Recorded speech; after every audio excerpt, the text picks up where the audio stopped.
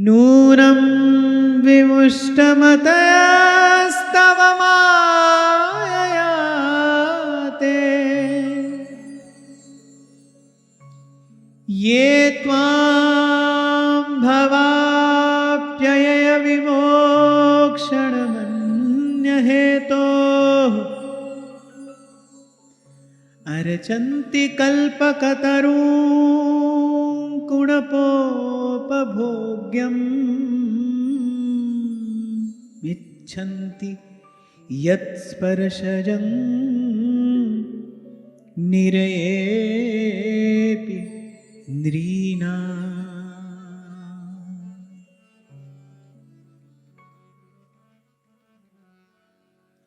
अपनी भावपूर्ण स्तुति में श्री ध्रुव जी भगवान से कह रहे हैं, और इस बात का विस्मरण ना हो कि प्रभु द्वारा प्रसाद स्वरूप दिए गए ज्ञान से ही ध्रुव जी प्रभु की स्तुति कर रहे हैं। इसलिए ये भाव भावना दिव्य है। ध्रुव जी जो कह रहे हैं वो एक एक शब्द चिंतन मनन के योग्य है, निधिध्यासन के योग्य है। जैसे कल आपसे मैंने कहा ना कि 42 लीला में ऐसा अद्भुत माधुर्य कहां से आया, क्योंकि उसका उद्गम कहां से हुआ है? श्री जी के चरणारविंद की नूपुर ध्वनि से उसका उद्गम हुआ है, इसीलिए उसका माधुर्य अलौकिक है। ऐसे ही ध्रुव जी भगवान की स्तुति कर रहे हैं। फिर ये स्तुति करने के लिए जो ज्ञान प्राप्त हुआ है वो भगवान की कृपा से प्राप्त हुआ है। जो यहां कहा गया है वो समस्त वेद शास्त्रों का सार स्वरूप सिद्धांत है। अंतःकरण का मार्जन करने वाली ध्रुव जी कृत्य स्तुति है। विमल ज्ञान का आलोक प्रदान करने वाली ध्रुव जी कृत्य स्तुति है। भाव भक्ति दृढ़ा दे ऐसी ध्रुव जी कृत्य स्तुति है। तो सबसे पहले तो ध्रुव जी ने कहा, प्रभु कोई कृतज्ञ पुरुष तो आपके चरण कमलों का विस्मरण नहीं कर सकता। जो साधु है, जो सज्जन है, वो तो एक क्षण के लिए भी आपके चरणों को नहीं भूलेगा। और जो भूल जाता है, श्री ध्रुव जी कह रहे हैं कि वो तो कृतघ्न है, नीच है, मंदमती है, आपके किए हुए अनंत अनंत उपकारों को भूल गया। संत तो कहते हैं उसके गुण उपकार का पा सकूं नहीं पार। किस किस बात का धन्यवाद करें? अपनी ओर देखते हैं तो कहते हैं काली करनी देख के कांपे सकल शरीर। कबीर तो कहते हैं अवगुण किए तो बहुत किए और करत न मानी हार। क्या मुख ले बिनती करूं, लाज आवत है मोह। तोहे देख अवगुण करूं, कैसे भाऊं तोहे, कैसे भाऊं तो। क्या मुख ले बिनती करूं, क्योंकि तोहे देख अवगुण करूं। आपसे 2 दिन पहले कह रहा था, जिसके जीवन में संत नहीं है, सत्संग नहीं है, वो भूल करे तो समझ में आता है, क्योंकि वो तो सद्मार्ग जानता ही नहीं। कि हमारे जीवन में तो संत है, सत्संग है, सद्विचार है। हम यदि बार बार भूल करते हैं तो तोहे देख अवगुण करूं, कैसे भाऊं तोहे। तो हमारे अनंत अनंत अपराधों को प्रभु क्षमा कर रहे हैं। राई के समान भजन को मेरू के समान मानते हैं। हमारे तिनके से गुण को बहुत बढ़ा कर जानते हैं। तो संत कहते हैं कि किस किस उपकार के लिए आपका धन्यवाद करें। उसके गुण उपकार का पा सकूं नहीं पार। रोम रोम कृतज्ञ है और करे सुधन्य पुकार।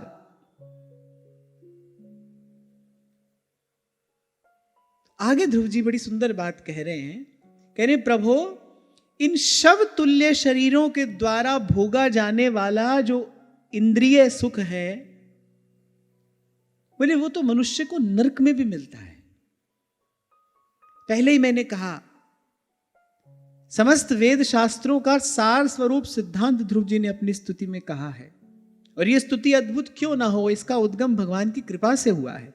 भगवान ने अपने नाद ब्रह्ममय शंख का स्पर्श कराया ध्रुव जी के कपोल से और अंतर में विमल ज्ञान प्रकाशित हुआ, उसका आधार लेकर ध्रुव जी भगवान की स्तुति कर रहे हैं। एक एक शब्द चिंतनीय है, विचारणीय है। यहां ध्रुव जी कह रहे हैं जो भजन नहीं करता और केवल विषय सुख में लगा है, हम तो बोलचाल की भाषा में कह देते हैं कि पशु है, पर ध्रुव जी कहते हैं नहीं, पशु नहीं, बोले वो तो शव तुल्य है। जैसे शव को छूने वाला अपवित्र हो जाता है, पशु को छूने वाला अपवित्र नहीं होता। आप पशु को छू लो अपवित्र थोड़ी हो जाओगे, पर यदि आपने शव का स्पर्श कर लिया है तब आपको स्नान करना अनिवार्य है, आप अपवित्र हो गए। क्यों? क्योंकि वो जो शव है वो अब भगवत संस्पर्श से वंचित हो गया है, उसमें प्राण नहीं है, उसमें चेतन नहीं है, अपवित्र है वो। अरे दूर खड़े होकर किसी का दाह संस्कार देखो तो भी व्यक्ति स्नान किए बिना अपने घर में प्रवेश नहीं कर सकता। उसमें दूर खड़े होकर केवल देखा है तो भी कुछ असुचिता आ गई है उसमें, वो स्नान करके ही अपने घर में प्रवेश करेगा। तो यहां ध्रुव जी कह रहे हैं कि जो भजन नहीं कर रहा है, भले वो पशु नहीं, वो तो शव तुल्य है, माने अपवित्र है। उसको देखना, उससे बात करना, किसी भी प्रकार से यदि उसका दर्शन पर्सन हुआ, बोले अपवित्रता आ जाएगी जीवन में। इसीलिए संत कहते हैं बरु भल वास नरक कर त्राता, फिर दुष्ट संग जिन दई विधाता। श्री प्रियादास जी कहते हैं कि प्रभु आप मुझे हाथी के पैर तले कुचलवा दीजिए, मुझे विष खाना पड़े मैं खा लूं, अग्नि में कूदना पड़े मैं कूद जाऊं, पर प्रभु कभी आप मुझे आपसे विमुख का संग मत देना, मैं कभी कुसंग में ना पड़ जाऊं। मुझे जीवन में कभी ऐसे किसी का संग ना करना पड़े जो जन आपसे विमुख हो, जो आपको ही जानता ना हो, आपको ही मानता ना हो, जिसके जीवन में भजन ना हो, कह रहे ऐसे का संग ना हो। तो यहां ध्रुव जी कह रहे हैं कि शव तुल्य शरीरों के द्वारा भूगा जाने वाला जो विषय सुख है वो तो नरक में भी मिलता है। जिसको भगवत विस्मृति हो गई, ये कह रहे जानिए मरे समान। कबीर यही बात सरल शब्दों में कहते हैं, कह रहे जो ना भजे हरि नाम को जानिए मरे समान, धोकनी जो सुनार की ले सांस बिन प्राण। सांस तो सुनार की लोहार की धोकनी भी लेती है, उसको जीवित नहीं कहा जाता। तो ये बात बड़ी चिंतनीय है। जो भजन नहीं कर रहा है वो मनुष्य तो किसी भी रूप में नहीं है। मनुष्य जैसा दिखता भले हो पर उसमें मनुष्यत्व नहीं है, मनुष्य तो नहीं है। अरे वो तो पशु भी नहीं है, वो पशु कहलाए जाने भी योग्य नहीं है, शव तुल्य है। उससे चर्चा, उसका स्पर्श तन मन को अपवित्र करने वाला है। जिस परिवेश में आप रहते हो, आपके प्रारब्धवश यदि किसी ऐसे जन का आपको संग मिले तो भाई बहुत सावधान रहना। और सब विपदाओं से बचने का मार्ग तो एक ही है भाई, भजन में लगे रहो। हाँ, इतना मैं अवश्य कहूंगा कि किसी में दोष दर्शन ना करना। हमारे परिवेश में यदि कोई ऐसा व्यक्ति है तो भाई हमारा ही प्रारब्ध होगा। हम जिस परिस्थिति में आज हैं उसका जिम्मेदार कोई दूसरा व्यक्ति तो है नहीं, हम ही हैं। हमारा ही किया हुआ कर्म है। हमारे जीवन को आकार देने वाली जो सत्ता है वो कर्म है। आज हमारा जीवन जैसा है वो हमारे पूर्वकृत कर्मों का परिणाम है। इसलिए किसी में दोष ना देखना, क्योंकि साधक को हर ओर से बचकर रहना है, उसको बड़ा सावधान रहना है। किसी में दोष दर्शन भी ना हो, किसी का दोष नहीं है। और यदि कोई ऐसा है हमारे आसपास, हमारे निकट, हमारे परिवेश में, हमारा प्रारब्ध है भाई। ऐसे व्यक्ति का हमको संग मिला और बस कर यही सकते हो, भजन बढ़ा दो अपना। प्रयास यही करो कि कोई भी श्वास बिना नाम जप के न जाए। जब दीक्षा होती है तो मैं तो ये कहता हूं कोई भी दिन बिना नाम वाणी के नहीं जाना चाहिए। पर अच्छी बात तो यही है, उत्तम बात तो यही है हम सबके लिए, और जिसकी दीक्षा हुई हो ना हुई हो, पर परम धर्म तो यही है, सांस सांस सिमरै गोविंद मन अंतर की उतरै चिंत। और थोड़ा गहरा उतर के देखोगे तो आप देखोगे प्रतिकूलता आपको कुछ सिखाने आई है, प्रतिकूलता आपको सुघड़ बनाने आई है, प्रतिकूलता आपको संवारने के लिए आई है। If you can think properly, deeply, तो आप जाकर देखो, वो जो प्रतिकूलता है ना, वो आपको सुघड़ बनाने के लिए आई है। मेरा तो इसमें बड़ा दृढ़ विश्वास है कि जो जन प्रभु के आश्रित है, उसके जीवन में अगर कोई प्रतिकूलता है तो उसका केवल एक ही कारण है, भगवान सुघड़ बनाना चाह रहे हैं। जब जब मिट्टी को पात्र बनाया जाता है तो अंदर से सहारा भी दिया जाता है, बाहर से चोट भी मारी जाती है। भगवान आपको सुंदर आकार दे रहे हैं। कुछ होगा हमारे भीतर जिसको प्रभु हटाना चाहते हैं, जिसको प्रभु दूर करना चाहते हैं। तो दोनों बातें हैं, सावधान भी रहना है। अगर कोई ऐसे बहुत बहिर्मुख व्यक्ति आपके आसपास रहता है तो आपको सावधान भी रहना है, लेकिन साथ ही साथ उसमें दोष दर्शन नहीं करना, उसकी निंदा नहीं करनी। क्यों? क्योंकि हमारे जीवन में जो है उसका उत्तरदायी कोई और नहीं है, हम ही हैं। हमारा ही कर्म वो आकार लेकर आया है। हमारे कर्म ही वो व्यक्ति बनकर आते हैं, वो स्थिति बनकर आते हैं, वो वस्तुएं बनकर आते हैं। हम ही हैं, हम ही हैं, कोई दूसरा नहीं है। हाँ, पर यहां ध्रुव जी एक प्रकार से बड़ी निंदा कर रहे हैं उसकी, जिसके जीवन में भजन नहीं है। बोले वो शव तुल्य है, माने अपवित्र है। सारी असुचिता यही है। भजन हो, सब ओर से मंगल ही मंगल है। नमामि राधा चरण सकल मंगल को कारण। जो श्री चरणों का भजन कर रहा है उसका सर्वविध मंगल है। जिनके हृदय श्री राम बसे, तिन और को नाम लियो ना लियो। जिनके हृदय श्री राम बसे। जिसने चरणामृत पान कर लिया उसने सब तीर्थों में स्नान कर लिया। जिसकी जिह्वा पर हरि नाम है उसको सब साधनों की सिद्धि प्राप्त हो गई। जिसके पास नाम की निष्ठा है उसके सारे पुण्य पूर्ण हो गए।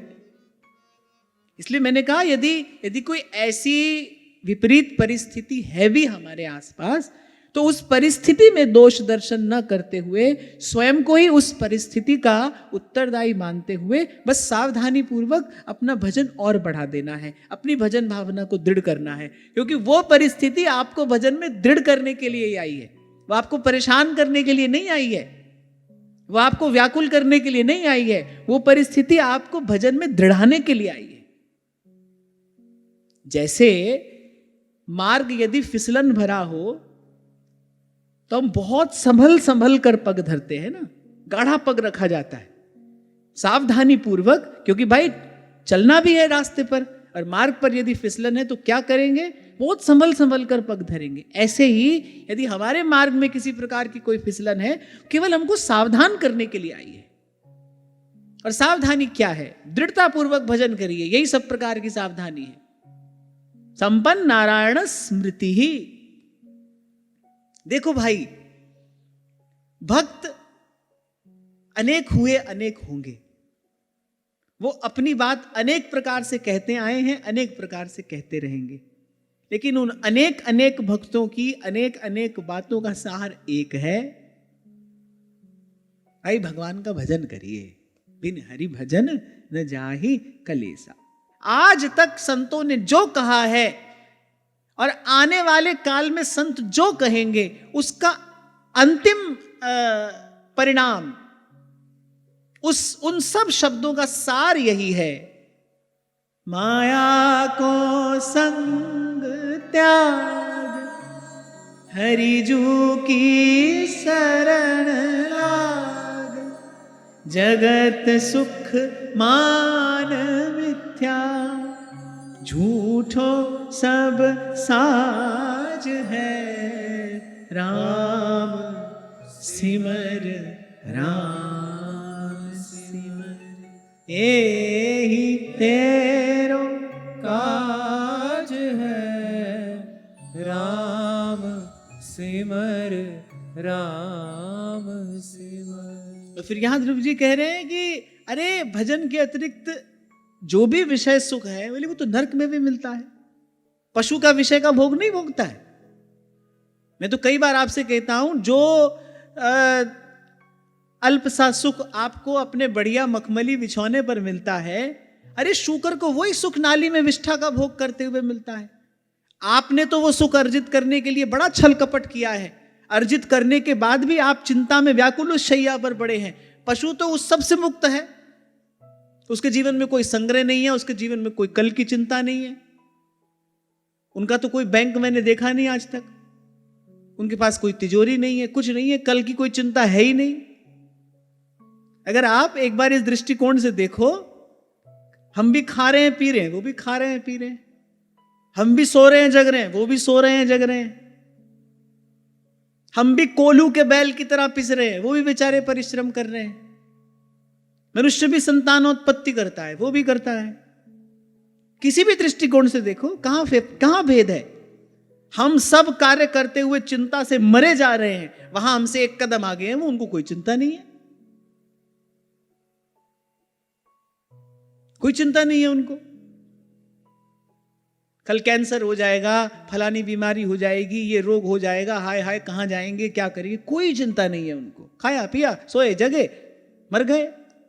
और उल्टे मरने के बाद वो तो आगे ही कहीं बढ़ रहे हैं, उनका तो जो प्रारब्ध है वो भोगने के बाद नष्ट हो रहा है, हम नए प्रारब्ध का निर्माण कर रहे हैं। अगर भजन ना करो, अगर भजन नहीं है जीवन में, तो हर दृष्टि से मनुष्य पशु से गया बीता ही है। तभी महाराज कहते हैं, देह नैन बिना चंद्र नैन बिना, मंदिर दीप बिना, जैसे तरुवर फल बिनहीना, जैसे तरुवर फल बिनहीना,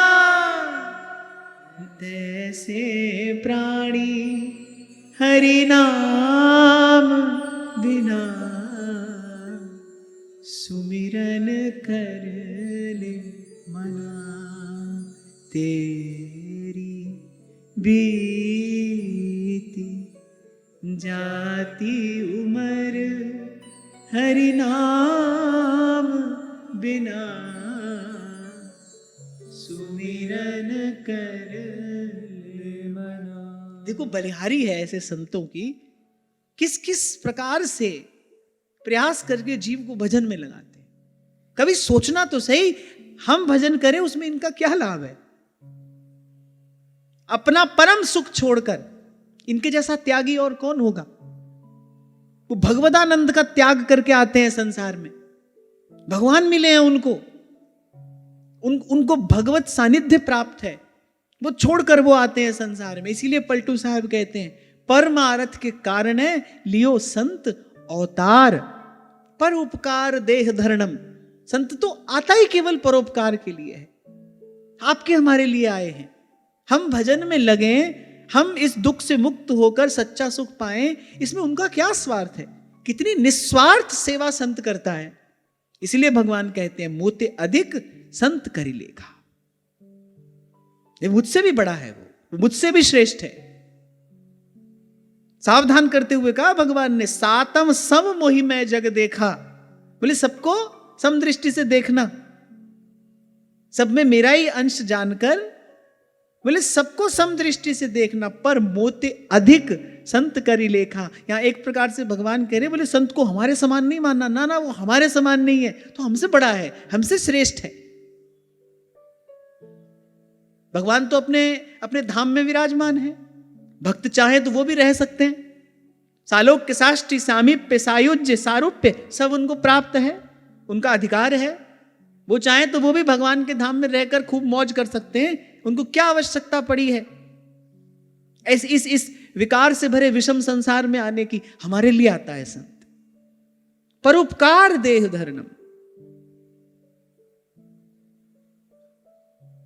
जो गर्भवास नरक के तुल्य है, वो गर्भवास संत स्वीकार करता है। किसके लिए? परोपकार के लिए, हमारे लिए।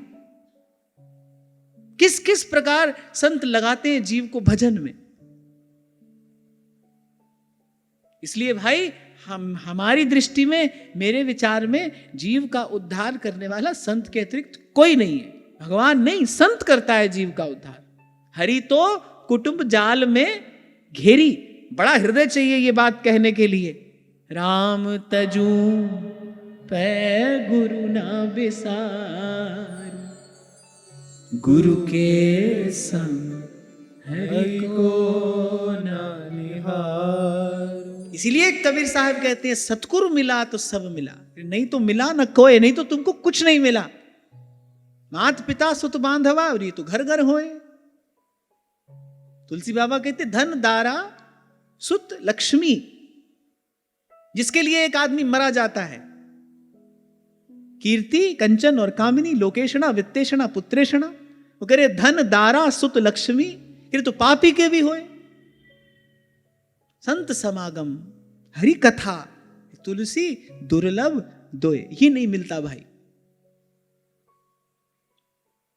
हरि साधन देकर, अपनी कमाई से देता है वो हरि साधन। व्यास जी ने कहा हरि सो धन हृदय दियो और छुड़ा दियो संसार।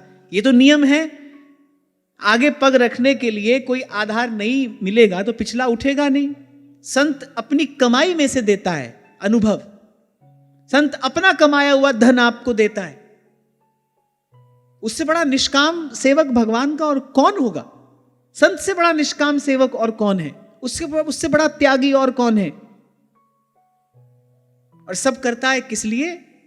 क्योंकि वो ये जानता है ये सब देखकर मेरे प्रभु को सुख होगा। अपार कष्ट सहता है अपने प्राण प्रियतम को सुख देने के लिए। तभी भगवान को कहना पड़ता है भाई मैं इनका दास हूं, मैं सर्वथा इनके अधीन हूं। अहम भक्त पराधीन, मैं सर्वथा इनके अधीन हूं। भूल गए भगवान अपने सारे व्रत। दुर्वासा ने कहा अरे आप शरणागत वत्सल हो, कुछ तो स्मरण करो। मैं आकुल व्याकुल आपके द्वार पर आया हूं, कुछ तो सुध लो मेरी। भगवान ने कहा नहीं, आपकी कोई सहायता नहीं कर सकता। अहम भक्त पराधीन, मैं तो अधीन हूं उनके। यहां तक भगवान कहते हैं, यहां तक प्रभु कहते हैं इन्हीं की चरण धूलि अपने मस्तक पर धारण करके तो मैं पतित पावन होता हूं। ऐसी प्रभु करत दास पर प्रीति। कोई नहीं कह सकता, किसी की वाणी में, शेष शारदा की वाणी में भी ये सामर्थ्य नहीं है वो ये बता सके कि भगवान के हृदय में कैसा प्रेम होता है अपने भक्त के लिए। उसी को पाकर तो भक्त छोड़ देता है तीनों लोकों की संपत्ति, तृणवत तिनके की भांति उसका त्याग कर देता है। तीनों लोगों की संपत्ति तो छोड़ो, भगवान कहते हैं 5 प्रकार की मुक्तियां भी मेरे भक्त देने पर नहीं लेते। जो अलौकिक ऐश्वर्य है बोले वो भी नहीं लेते मेरे भक्त। दीयमानम, भगवान कहते मैं देता हूं, न गृह्णन्ति। अच्छा, जो वस्तु भगवान दे रहे हैं वो प्राप्त करके किसी को कोई फंसने का भय थोड़ी है, कोई माया में थोड़ी फंस जाएंगे वो भक्त। तो कह रहे नहीं वो नहीं लेते। दीयमानम न गृह्णन्ति, विना मत सेवनम जनाह। बस उनको मेरी सेवा चाहिए। और भक्त क्या सेवा करते हैं? ऐसे ही पकड़ पकड़ कर जीव को भजन में लगाते हैं, क्योंकि वो जानते हैं इससे हमारे प्रभु प्रसन्न होते हैं। वो ये जानते हैं, भक्त ये जानता है भाई मेरी इस सेवा से प्रभु को प्रसन्नता होगी, प्रभु को सच्चा सुख मिलता है इससे। किसी एक जीव को आप हाथ पकड़कर सत्संग में ले आए, मान लो आपने मंदिर बना दिया, उसके मन को मंदिर बनाया ना आपने। ये तो पुराण का वाक्य है, कह रहे मंदिर बनाने जितना पुण्य मिलता है किसी एक जीव को आपने यदि सद्मार्ग दिखाया है, एक जीव को आप सत्संग में लगा दिए हो, आपको मंदिर बनाने का तब कैसा पुण्य मिलेगा? क्योंकि इससे प्रभु प्रसन्न होते हैं। और प्रभु प्रसन्न है तो भाई फिर सारी सृष्टि प्रसन्न है। जहां पर कृपा राम की हुई तहां पर कृपा करे सब कोई। संत कहते नहीं पर वो जानते हैं हमारे प्रियतम की वास्तविक प्रसन्नता किसमें है। छोड़कर भगवान का धाम, छोड़कर भगवत सन्निधि, भगवान का सामीप्य लौट लौट कर आते हैं संसार में। संत तुकाराम महाराज कीर्तन करते हुए कहते हैं पंढरीनाथ से, बोले पंढरीनाथ यदि आप मुझे एक वचन दे दें कि मुझे हर जन्म में आपके नाम में प्रीति आप प्रसाद स्वरूप देंगे, बोले मैं एक बार नहीं, मैं 1000 बार माता के गर्भ में आने को तैयार हूं। बार बार यहां आऊंगा, आपका दर्शन करूंगा और आपके भक्तों के संग बैठकर, तुकाराम जी महाराज का अभंग है, कह रहे मैं बार बार आऊंगा इस संसार में, आपका दर्शन करूंगा और आपके प्यारे संतों के और भक्तों के मध्य में बैठकर विठ्ठल विठ्ठल विठ्ठला पांडुरंग विठ्ठला, विठ्ठल विठ्ठल विठ्ठला पांडुरंग विठ्ठला, विठ्ठल विठ्ठल विठ्ठला माझा पांडुरंग विठ्ठला, विठ्ठल विठ्ठल विठ्ठला माझा पांडुरंग विठ्ठला, विठ्ठल विठ्ठल विठ्ठला पांडुरंग विठ्ठला, विठ्ठल विठ्ठल विठ्ठला पांडुरंग विठ्ठला, विठ्ठल विठ्ठल विठ्ठला पांडुरंग विठ्ठला, विठ्ठल विठ्ठल विठ्ठला पांडुरंग विठ्ठला, पांडुरंग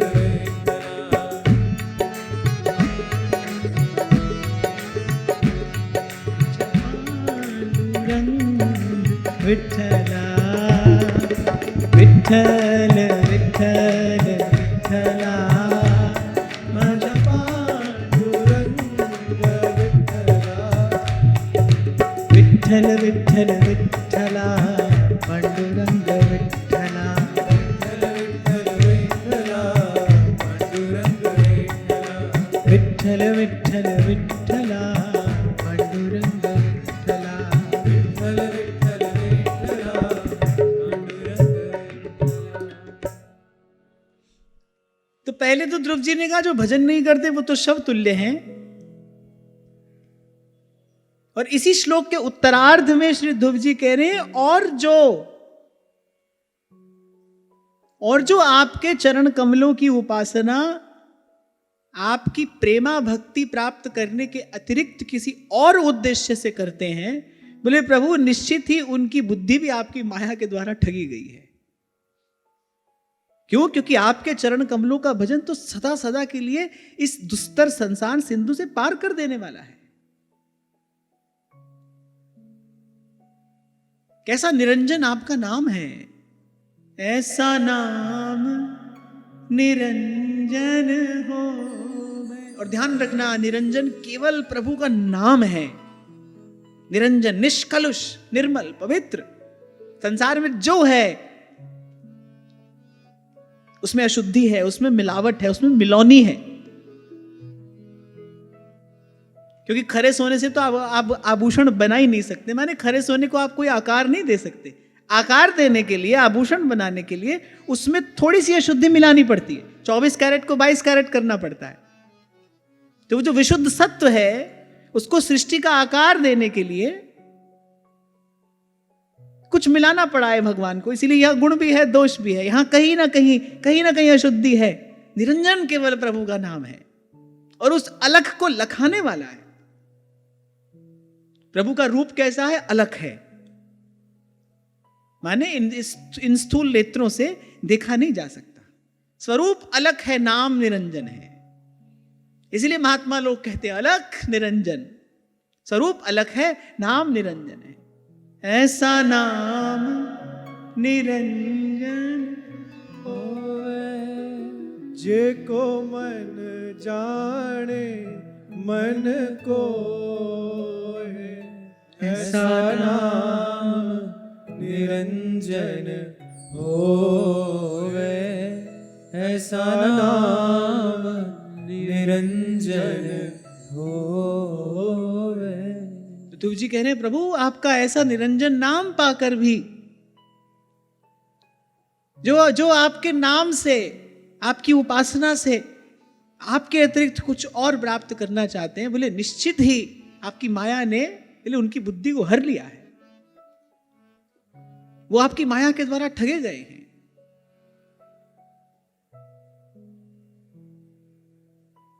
तो पहले तो ध्रुव जी ने यह कहा जो भजन नहीं करते वो तो शव तुल्य हैं, वो तो अपवित्र हैं। उनकी तो चर्चा से भी, उनकी चर्चा चिंतन से भी अपना अंतःकरण अपवित्र होता है। और फिर ध्रुव जी ने निंदा की है सकामता की। यद्यपि 2 दिन पहले हम चर्चा कर रहे थे, भाई हमको तो मानना पड़ेगा अभी हम सकाम हैं, हमारी बुद्धि में अभी तो कामना है, हमारा मन कहाँ निर्मल हुआ है, और कामना ही अंतःकरण का कलुष है। पर हम भाई जैसे भी हैं, हमको भजन तो भगवान का ही करना है, द्वार तो प्रभु का ही पकड़ना है, उनका द्वार छोड़कर कहीं जाएंगे नहीं। पर यहां ध्रुव जी सकामता की निंदा कर रहे हैं। उत्तमा भक्ति तो वही है, आनुकूल्येन कृष्णानुशीलनम, अपने प्रभु को सुख पहुंचाने के अतिरिक्त जिसमें और कोई दूसरी भावना ना हो। अच्छा देखो, ध्रुव जी की भी तो यही स्थिति थी ना, उरकछु प्रथम वासना रही, आए तो वो पद प्राप्त करने के लिए, लेकिन जब भगवान का दर्शन हो गया तब उनको लगा नहीं, आपसे आपके अतिरिक्त कुछ भी प्राप्त करना, बोले ये तो किसी भी दृष्टि से उचित नहीं है। यहां एक प्रकार से ध्रुव जी अपनी बात कह रहे हैं, प्रभु मेरी बुद्धि भी आपकी माया के द्वारा ठगी गई थी, जो मैं आपसे आपके अतिरिक्त कुछ और पाने आ गया। आपसे तो केवल आपका प्रेम ही प्राप्त करना चाहिए।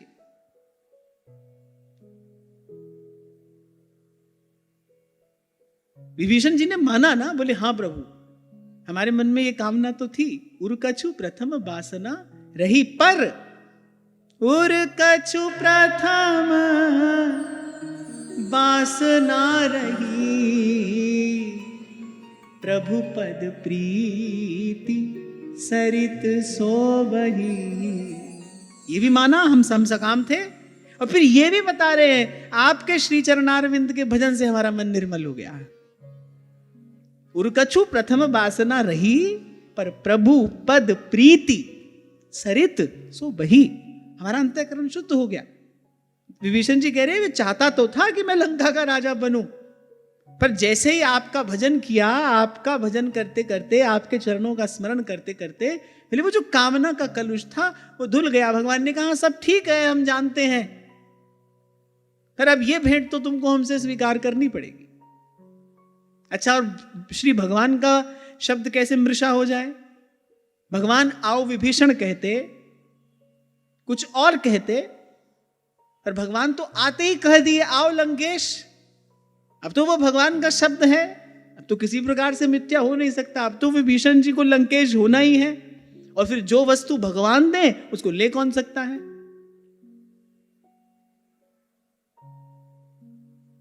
इसीलिए कहा लंका अचल राज तुम करहो। आज तक विभीषण जी वो सुख भोग रहे हैं, क्योंकि प्रभु का दिया है। आज तक भगवान ने कहा अचल राज, तुम्हारा राज्य अब निर्विघ्न होगा, कोई बाधा नहीं, कोई विघ्न नहीं। तुम कृपाल जहां पर अनुकूला, ताहि न व्याप त्रिविध भव सूला। तो ऐसे ही ध्रुव जी आए तो थे, नारद जी से कहा वो पद प्राप्त करना चाहता हूं जो मुझसे पूर्व आज तक किसी ने भी प्राप्त ना किया हो। ध्रुव जी कौन है?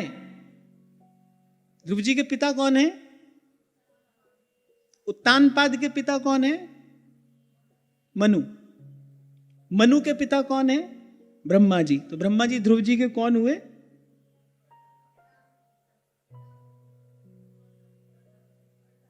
ध्रुव जी के कौन हुए? ब्रह्मा जी परदादा।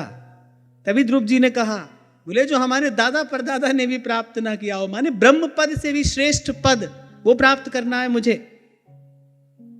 परदादा हुए ना ब्रह्मा जी ध्रुव जी के, बोले जो मेरे बाप दादा परदादा ने भी ना पाया हो वो पद चाहिए मुझे। आप समर्थ हैं? नारद जी से कहा ध्रुव जी ने, मैं जानता हूं आप समर्थ हैं, और आपका आना यहां किसी हेतु से ही हुआ है। आप बता सकते हैं मुझे वहां तक जाने का रास्ता, वही बताइए मुझे।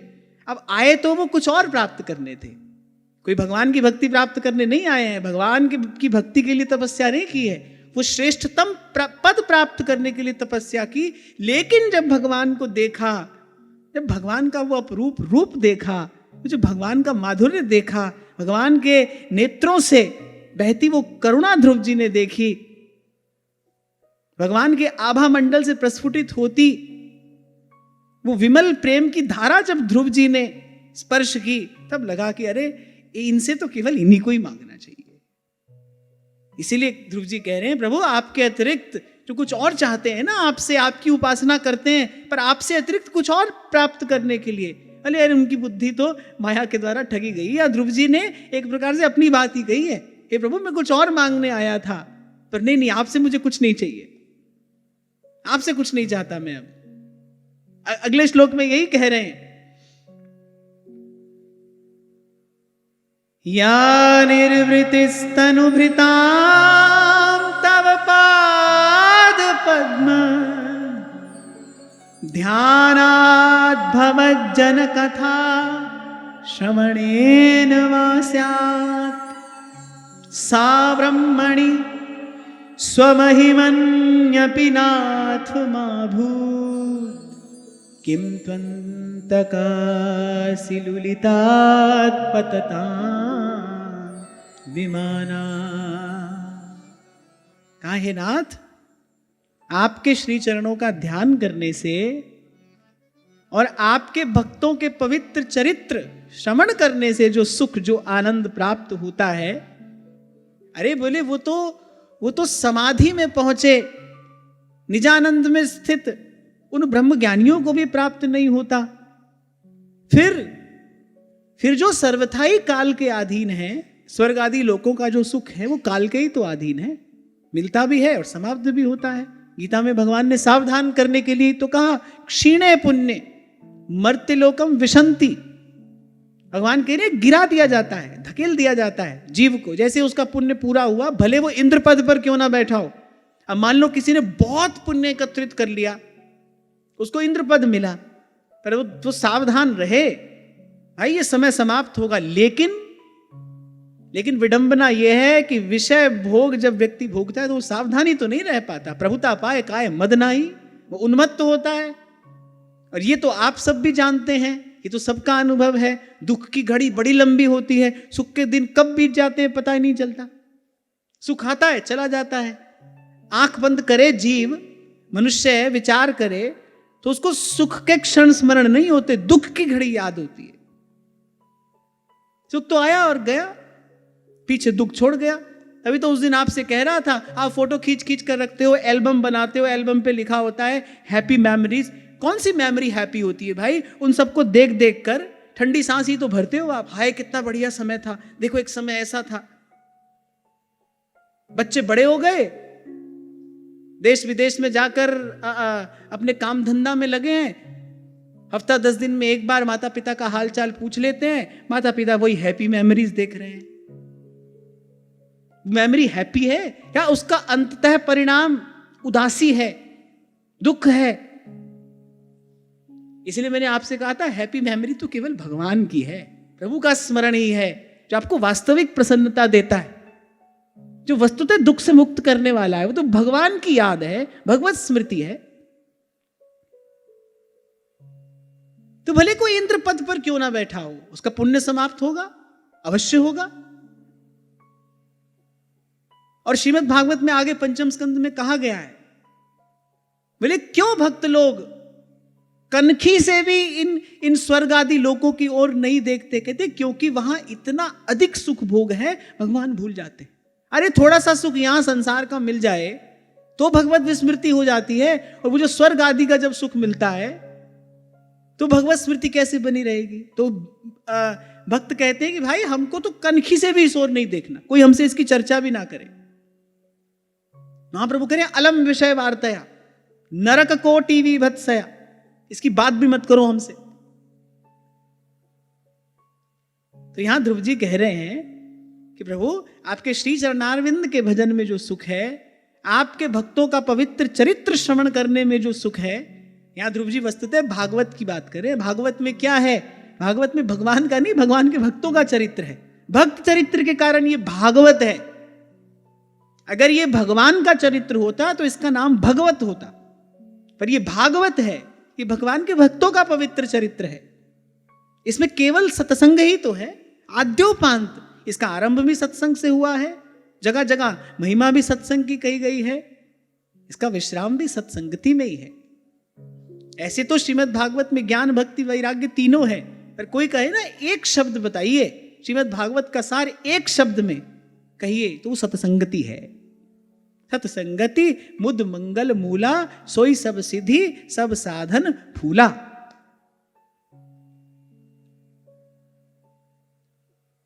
तो यहां श्री ध्रुव जी कह रहे हैं कि वो स्वर्गीय सुख जो थोड़े से काल के लिए प्राप्त होते हैं और फिर जीव का पतन करा देते हैं, बोले उनको तो वो सुख मिल ही कैसे सकता है जो सुख आपके भक्तों को मिलता है, जो सुख आप अपने भक्तों को देते हैं। व्यास जी का पद है, जैसे सुख मोहन हम ही दिखा, जैसे सुख मोहन हम ही दिखावत, जैसे सुख मोहन हम ही दिखावत, ऐसे सुख भुक्ति मुक्ति के भोगी, ऐसे सुख भुक्ति मुक्ति के भोगी, सुपने मुँह नहीं पावत, जैसे सुख मोहन हम ही दिखावत, जैसे सुख मोहन हम ही दिखावत, जैसे सुख मोहन हम ही दिखावत, जैसे सुख मोहन हम ही दिखावत।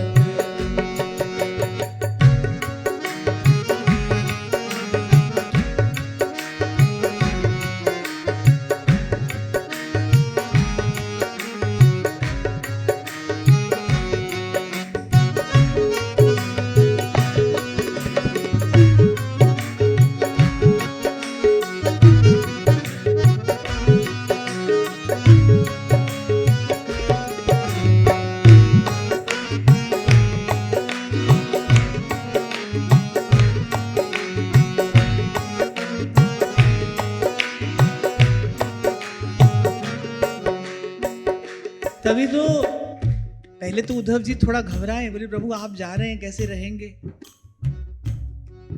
फिर भगवान ने कहा तुमको तो हमारी माया से कोई भय नहीं है, तुम किस लिए चिंतित हो। बोले नहीं आपकी माया वाया से हमको कोई भय नहीं है, तो ये सोचते थे आपका दर्शन नहीं होगा, आपकी अमृतवाणी श्रवण करने को नहीं मिलेगी। तो भगवान ने कहा ठीक है तो फिर चलो। बोले नहीं नहीं जाएंगे तो नहीं, रहेंगे तो यहीं, आपके भक्तों का संग करेंगे, आपके पावन चरित्रों का चिंतन करेंगे, आपकी मधुर मधुर लीलाओं का गान करेंगे, रहेंगे तो यही। जो सुख है सत्संग में सो वैकुंठ न हुई, तुलयाम लवे नापिना स्वर्गम ना पुनर्भवम, भगवत संगी संगस्य मर्त्या नाम की मुताशिषः। सोई बात ध्रुव जी ने यहाँ कही, जो सुख आपके भक्त पाते हैं प्रभु, वो तुच्छ स्वर्ग आदि सुखों को भोगने वालों को कैसे मिल सकता है। अरे वो तो समाधि में पहुंचे ब्रह्म ज्ञानियों को भी नहीं मिलता, वो सुख तो आपने अपने भक्तों के हिस्से लिखा है। और यहाँ व्यास जी वही बात कह रहे हैं, जैसे सुख मोहन हम ही दिखावत, जैसे सुख मोहन हम ही दिखावत, दर्शन दे सब पाप दूर करी, दर्शन दे सब पाप दूर करी, पर सत ताप न सावत, पर सत ताप न सावत, उपजत प्रीति प्रतीति साधुन, उपजत प्रीति प्रतीति साधुन, मुख भागवत सुनावत, जैसे सुख मोहन हम ही दिखावत, जैसे सुख मोहन हम ही दिखावत। व्यास जी कह रहे हैं पहले प्रभु ने हमको संतों का दर्शन कराया, अरे हमारे सब पाप दूर हुए।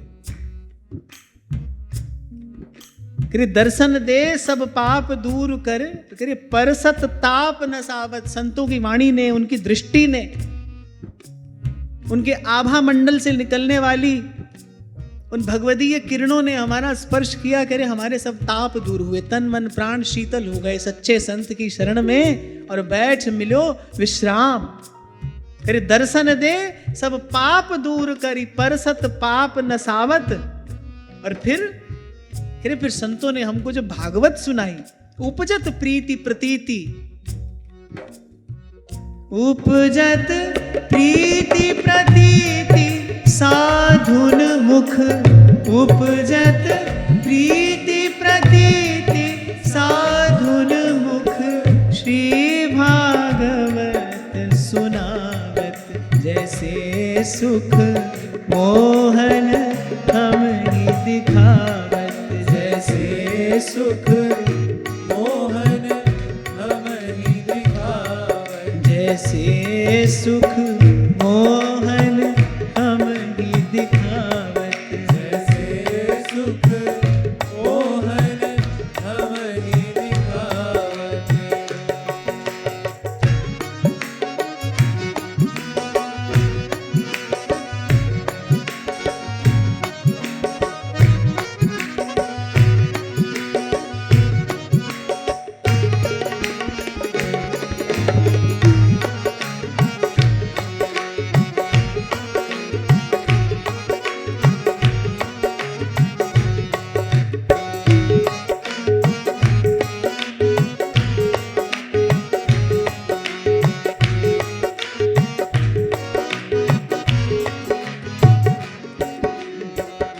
हरि की कृपा जानिए तब ही संत घर ही जब आवत,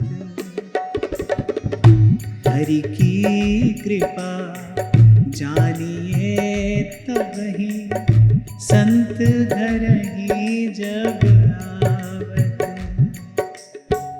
इहि विधि व्यास अनन्य कहाय, इहि विधि व्यास अनन्य कहाय, अनत न कितहु धावत, जैसे सुख मोहन हम ही दिखावत, जैसे सुख मोहन हम ही दिखावत, ऐसे सुख भुक्ति मुक्ति के भोगी, ऐसे सुख भुक्ति मुक्ति के भोगी, सुपने हूँ नहीं पावत, जैसे सुख मोहन हम ही दिखावत, जैसे सुख मोहन हम ही दिखावत, जैसे सुख मोहन हम ही दिखावत, जैसे सुख मोहन हम ही दिखावत, इहि विधि व्यास अनन्य कहाय, इहि विधि व्यास अनन्य कहाय, अनत न कितहु धावत, जैसे सुख मोहन हम ही दिखावत, जैसे सुख मोहन हम ही दिखावत, जैसे सुख मोहन हम ही दिखावत, जैसे सुख मोहन हम ही दिखावत। करिए उपजत प्रीति प्रतीति साधुन मुख श्री भागवत सुनावत। तो यहां व्यास जी कह रहे जो श्रीमद् भागवत का श्रवण है, संत के मुख से श्रीमद् भागवत का श्रवण है, वो प्रीति और प्रतीति उत्पन्न कराने वाला है। क्या होगा संत के मुख से जब भागवत श्रवण करोगे? कह रहे प्रभु के स्वरूप और स्वभाव की प्रतीति होगी, जानोगे, क्योंकि जाने बिन नहीं हुई प्रतीति और बिन प्रतीति हुई नहीं प्रीति। इसीलिए आपको स्मरण हो तो मैंने आपसे कहा था व्यास जी ने कम से कम 100 पदों में श्रीमद् भागवत की महिमा कही है, यत्र तत्र।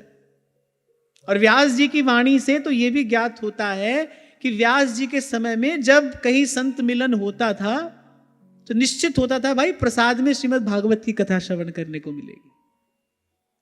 भगवत रसिक देव तो संत का लक्षण ही यही बताते हैं, श्री भागवत मध्य जस गावे, श्रीमुख कमला कंत, इतने गुण जामे सो संत। हृदय में विशुद्ध भक्ति का स्फुरण कराने वाली श्रीमद् भागवत है, ये इसकी महामहिमा है। आपको कहा था मैंने, कितना भी बिखरा हुआ मन क्यों ना हो, निर्मल हृदय से श्रीमद् भागवत की शरण ले, भगवान कृपा करें और कोई ऐसो रे सुखदाई जिस हरि की कथा सुनाई, तिस भेटे गति होए हमारी। भगवान कृपा करें और किसी भागवत के मुख से भागवत श्रवण करने को मिले, कितना भी बिखरा मन हो सिमट कर श्री कृष्ण के चरणों में आ जाएगा। यह श्रीमद् भागवत का अतुलित प्रभाव है, यह श्रीमद् भागवत की महती महिमा है। मैंने पहले भी आपसे कहा था, मुझे अपने साधक जीवन में जो सर्वाधिक लाभ हुआ वो श्रीमद् भागवत के ही आश्रय से हुआ, श्रीमद् भागवत के ही चिंतन से मिला। सतपथ स्पष्ट हो गया, ये मार्ग है। जो अभी आपसे मैं कह रहा था, जो अलग है उसको लखाने वाली श्रीमद् भागवत है। अरे सीधे सीधे पहुंचाई दिया ना महाराज परीक्षित को श्री कृष्ण के चरणों में। तक्षक ने तो केवल महाराज परीक्षित के शरीर को ही डसा, वो जो चेतन तत्व था वो तो श्री कृष्ण की सन्निधि में कथा सुनते सुनते ही पहुंच गए, वो तो जीवन मुक्त हो गए। उन्होंने कहा मुझे मृत्यु का कोई भय नहीं है, अब भले तक्षक आए डस ले, क्योंकि मैं तो देह की आसक्ति से, ममता से मुक्त हो गया हूं। और कभी कहा था मैंने आपसे, मुक्ति वही जिसकी घोषणा आपने की हो। आपके जाने के बाद कोई आपके चित्र के आगे स्वर्गवासी, निकुंजवासी, जाने क्या क्या लिखा दे, उससे क्या होता है? मुक्ति वही है जिसकी घोषणा आप कर रहे हो, आप बता रहे हो। ऐसे कबीर बता रहे, हम तो बच गए साहेब कृपा से। मीना अपने मुख से बताती है, जन्म मरण सो छूट गई, वो अपने मुख से कह रही है मैं मुक्त हो गई हूं गुरु की कृपा से। तो मुक्ति वो जिसकी घोषणा आप कर रहे हैं। मरने के बाद तो सब स्वर्ग ही जा रहे हैं। कभी कभी तो मुझे लगता है नर्क का कोई अस्तित्व है ही नहीं। ये सब पुराणों में जो लिखा है, पता नहीं किसके लिए लिखा है। जाता तो कोई है नहीं, यहां से तो कोई जाता नहीं, सब स्वर्गवासी हैं। हम लोग तो खैर और भी बहुत आगे जाते हैं, पर साधारण भी जो जाए स्वर्ग ही जाता है। पर मैं फिर कह रहा हूं, मुक्ति वही जो आप देख लें, जिसका अनुभव आप कर लें, जो अनुभूति आपको हो जाए। तो श्रीमद् भागवत प्रीति और प्रतीति का प्रसाद देती है, ऐसा श्री व्यास जी की वाणी कह रही है। उपजत प्रीति प्रतीति साधुन मुख श्री भागवत सुनामत। और जो मैंने कहा, आज तो व्यास जी की वाणी में उसका प्रमाण मिल गया।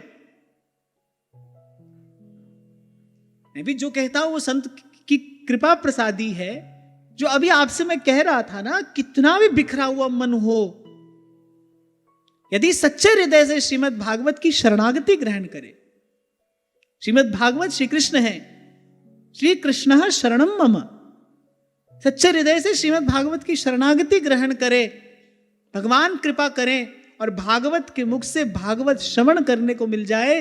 तो मैं दृढ़ता पूर्वक की बात कह रहा हूं, मनोयोग पूर्वक कह रहा हूं, कोई कोरी भावुकता में बहकर नहीं कह रहा हूं। कितना भी बिखरा हुआ मन हो, सिमट कर श्री कृष्ण के चरणों में आ जाएगा। व्यास जी की वाणी प्रमाण दे रही है आज। उपजत प्रीति प्रतीति साधुन मुख श्री भागवत सुनात। और अंत में व्यास जी क्या कह रहे हैं?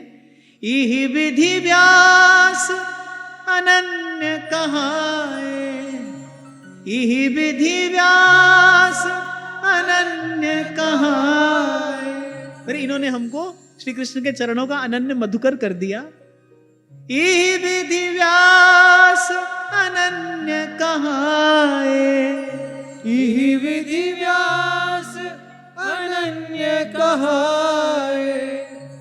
अनत न कितहु धावत, जैसे सुख मोहन हम ही दिखावत, जैसे सुख मोहन हम ही दिखा। अपनी साखी में भी व्यास जी कहते हैं, मोमन अटक्यो श्याम सो, धस्यो रूप में जाय। चहल पर निकसे नहीं, चहल पर निकसे नहीं, मनो दुबरी गाय। ऐसे दुबली सी गैया और दलदल में धंस जाए तो बेचारी निकलने का प्रयास भी करे पर निकल नहीं पाती। या जी करे ऐसे ही मोमन अटक्यो श्याम स्यो और धस्यो रूप में जाए। और श्याम सुंदर के रूप दलदल में ऐसा धसा है और जब निकलने का प्रयास भी करे तो निकल नहीं पाता है। अटक्यो श्याम स्यो, तो श्रीमद् भागवत श्री कृष्ण में अटका देती है, वस्तु का निरूपण होता है। भाई भजनीय कौन है, किसका भजन करना चाहिए?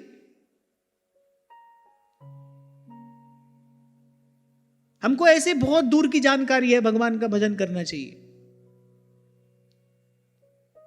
क्योंकि अगर ज्ञान होता तो क्यों कर रहे हो संसार का भजन? अगर ज्ञान हो गया है भगवान का भजन करना चाहिए, करो। कौन रोक रहा है? कौन हाथ पकड़ता है आपका आकर? कोई भी नहीं। पर आप नहीं कर रहे, संसार का ही भजन कर रहे हो।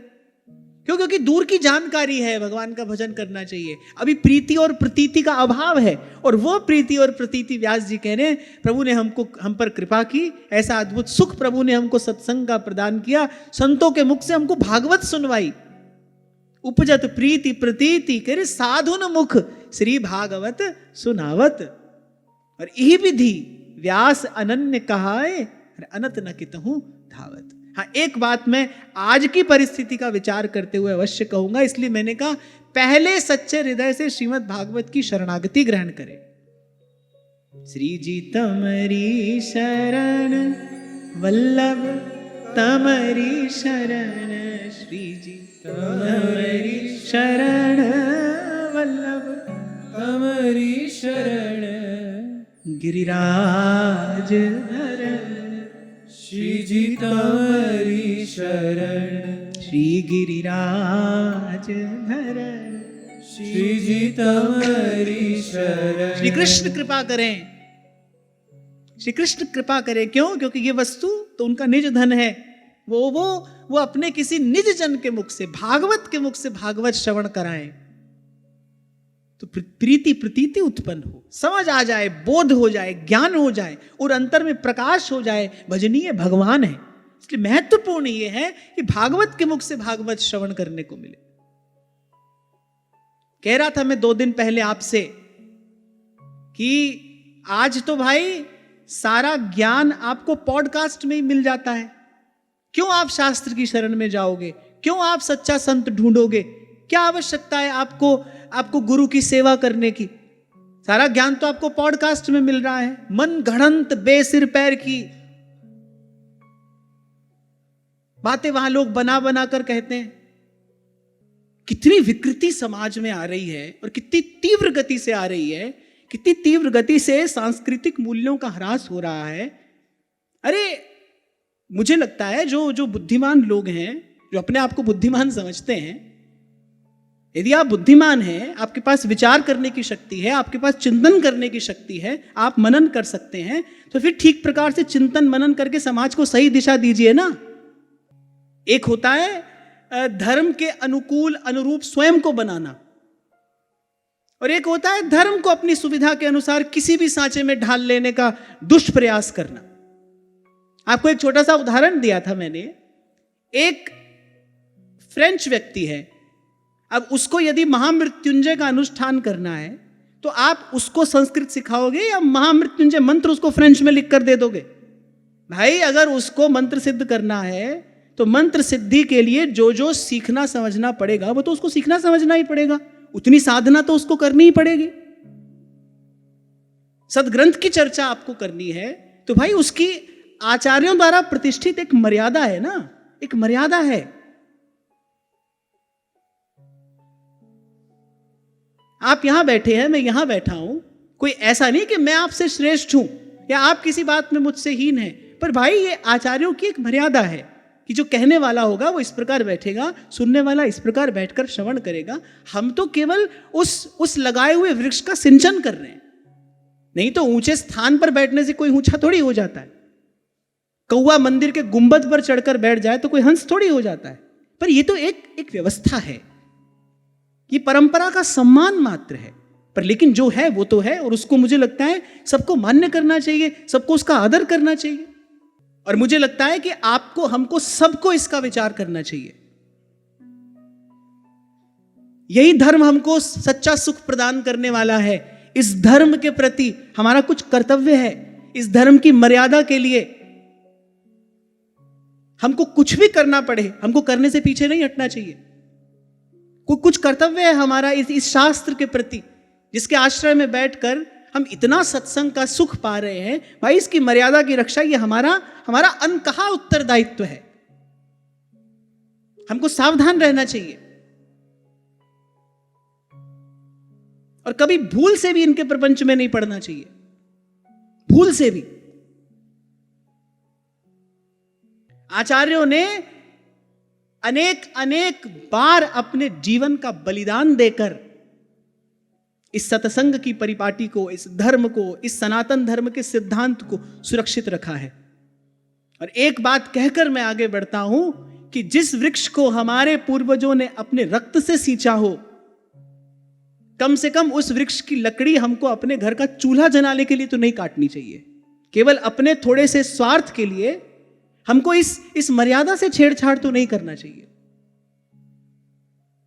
इस परंपरा का रक्षण ये उपकार नहीं है, ये हमारा कर्तव्य है, कर्तव्य। और यहां ध्रुव जी ने आज यही तो कहा, बोले प्रभु आपके अतिरिक्त बाकी जो सब है वो तो मनुष्य को नरक में भी मिलता है। और ये भी केवल मनुष्य का भ्रम ही है कि मैंने प्रयास करके सुख पाया। भाई, जो प्रारब्ध में है वो झोली में आई गिरता है। तो खैर, हम तो व्यास जी की बात कर रहे थे। अच्छा, व्यास जी भी ऐसे फटकार देते हैं ना, सीधी सच्ची बात कहते हैं।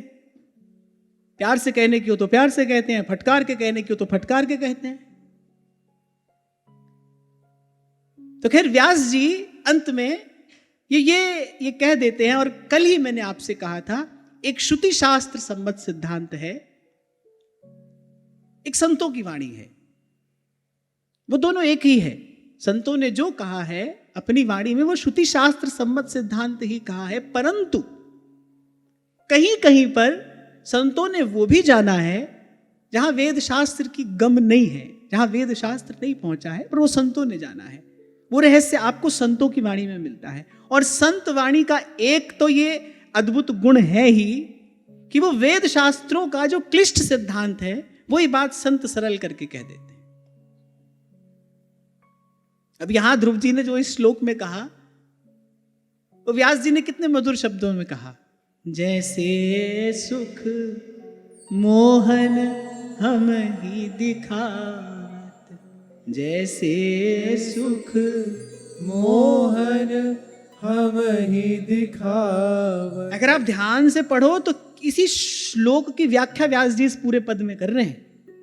ऐसे सुख भुक्ति मुक्ति के भोगी, ऐसे सुख भुक्ति मुक्ति के भोगी, सुपने हूँ नहीं पावत, जैसे सुख मोहन हम ही दिखावत। या श्री ध्रुव जी ने यही तो कहा, प्रभु आपके श्री चरणों के भजन में और आपके भक्तों के चरित्र श्रवण में।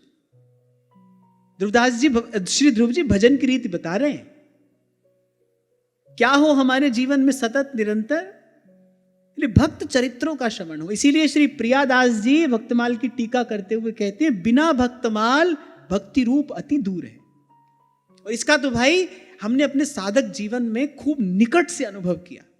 खूब गीता भागवत रामायण पढ़ते थे, लेकिन जो ठाकुर जी से अपनापन भक्तमाल जी की कृपा से हुआ वो पहले नहीं था। मुझे एक भाव में एक मिठास घुली ना, वो भक्तमाल जी की कृपा है, वो भक्त चरित्र की कृपा है। सर्वथा उचित कहा है श्री प्रियादास जी ने, बिना भक्तमाल भक्ति रूप अति दूर है। इसलिए आपसे कहता हूं, दीक्षा के लिए जो भी आए वो एक बार भक्तमाल का अनुष्ठान करके ही आए।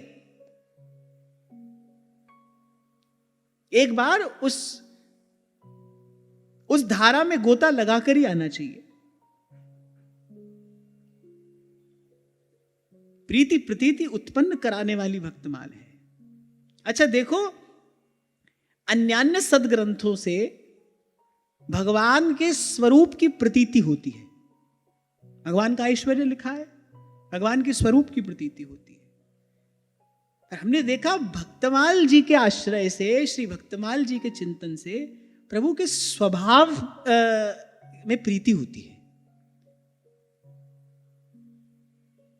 कुछ ऐसा कहा गया है सदग्रंथों में जिसका अध्ययन चिंतन मनन करने से भगवान के स्वरूप की प्रतीति होती है, स्वरूप का ज्ञान होता है। भक्तमाल से भगवान के स्वभाव का ज्ञान होता है। स्वभाव का ज्ञान होते ही भगवान में प्रीति होती है, क्योंकि उमा राम स्वभाव जिन जाना ताहि भजन तजी भावना। सच कह रहा हूं आपसे, भक्तमाल जी के आश्रय से पूर्व लगता था भाई ये भगवान है, इनकी पूजा करनी है, इनको प्रणाम करना है और समय आने पर इनसे मांग लेना है। क्यों? क्योंकि ये भक्तों की मनोकामना पूर्ण करने वाले हैं। पर जब भक्तमाल जी जीवन में आई, जब भक्तमाल जी का अध्ययन हुआ, जब कुछ संतों की कृपा से उसका जब कुछ चिंतन हुआ, तो समझ में आया नहीं भाई, भगवान प्रेमास्पद हैं, इनकी पूजा ही नहीं करनी, इनसे प्यार भी किया जा सकता है, यही अपने हैं और ये बड़े बड़े बड़े सहज में अपने हो जाते हैं। ये वो दे देते हैं जिसको प्राप्त कर लेने के बाद फिर कुछ और पाना नहीं रहता। ये प्रेम का दान करने वाले हैं, प्रेम देव हैं। भगवान के इस स्वरूप की प्रतिष्ठा तो भक्तमाल जी ही करती है। इसीलिए श्री ध्रुव जी ने यहां इस श्लोक में दो बात कही।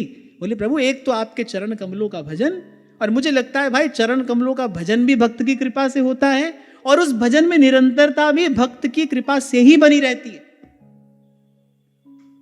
इसलिए स्वयं त्रिलोकी के गुरु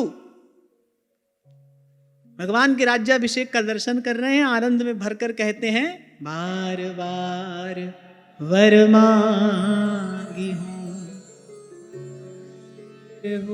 श्रीरंग पद सरोज अनपायनी, भक्ति सदा सतसंग। भक्ति सदा सत्संग। महादेव जानते हैं ना भाई, सत्संग में सदा रहेंगे तो ही सदा भक्ति हो पाएगी। भक्ति निरापद होती ही सत्संग की कृपा से है। निरापद माने विघ्न रहित, बाधा रहित।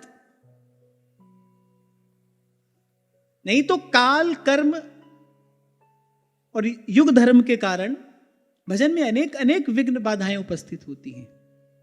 अगणित द्वंद्व देह के पथ है, युग का धर्म है, कुछ कुछ हमारा प्रारब्ध है जिसके कारण हमारे भीतर विक्षेप है, फिर कुछ काल की महिमा है। तो भक्ति निरापद होती ही सत्संग की कृपा से है। इसलिए जो चाहे कि मैं सदा भक्ति करूं, वो सदा सत्संग करे। इसीलिए आपसे थोड़ी देर पहले मैंने कहा कि ऐसे तो श्रीमद् भागवत में ज्ञान, भक्ति, वैराग्य तीनों का सर्वोज्वल स्वरूप प्रतिष्ठित किया गया है। ज्ञान का भी सबसे उज्जवल स्वरूप श्रीमद् भागवत में भगवान वेदव्यास कहते हैं। उत्कट वैराग्य की बात भी श्रीमद् भागवत में है, पारमहंस्यांग संहितायाम। और भक्ति से तो ओतप्रोत ये है ही, भक्ति रूपी धागे में ही ये सब श्लोक गुथे हैं मणियों की भांति। भक्ति से ओतप्रोत तो ये है ही, पर अगर कोई कहे एक शब्द में कहिए श्रीमद् भागवत का सार, तो वो सतसंगति है। सतसंगति मुद मंगल मूला, सोई सब सिद्धि सब साधन फूला। तो भक्ति सदा सतसंग। आज की वार्ता यही श्री जी के चरणों में निवेदन करते हैं। महाराज श्री के चरणों में प्रणाम। आप सबके हृदय स्थित प्रभु को, भाव प्रभु को नमन।